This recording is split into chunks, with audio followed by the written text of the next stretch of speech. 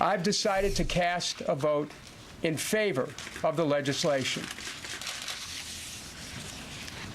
If my vote is to be counted, let it count now for passage of the bill,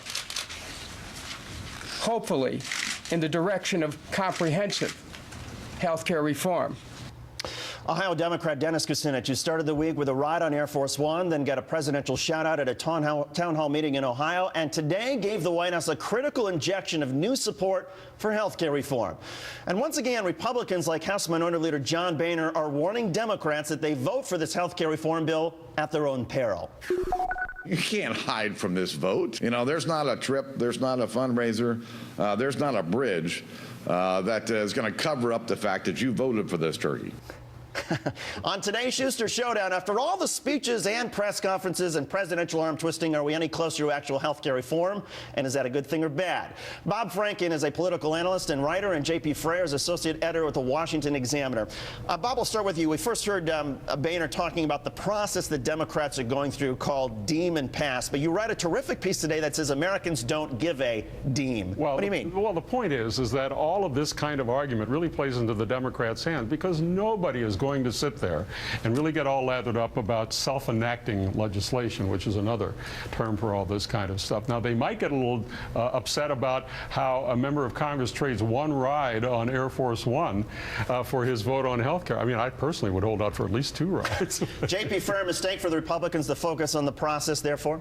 No, the process is exactly what matters most. I mean, they have a point when they say we should have an up or down vote that's absolutely clear about what the merits of this bill. And, you know, the Democrats and liberals are saying that well, they just don't want to discuss the substance. They've discussed the substance. There's a lot of substance, a lot of bad substance. And the best thing for Democrats right now would be to do it in the most democratic way possible. Well, if you want the most democratic way possible, JP, will you take this opportunity to tell the Senate Republicans who are denying Democrats an up or down vote because of this requirement they get 60 to get there? Will you tell them to lay off so that we can have an up or down vote in the Senate? I mean, isn't that the bottom line? Well, I think that part of the whole process includes filibustering and saying, like, we have serious problems with this bill, and you can't just overhaul an entire industry, a huge part of the economy, by acclamation. You can't just deem that something is perfectly fine and put a huge expense on the heads of the future of on future Americans and expect that to be okay with the American people. That's stupid.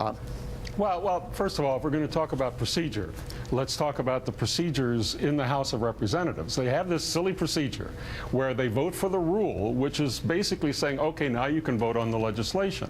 And almost always what you find is that the same people vote yes or no on the rule as they do on the legislation.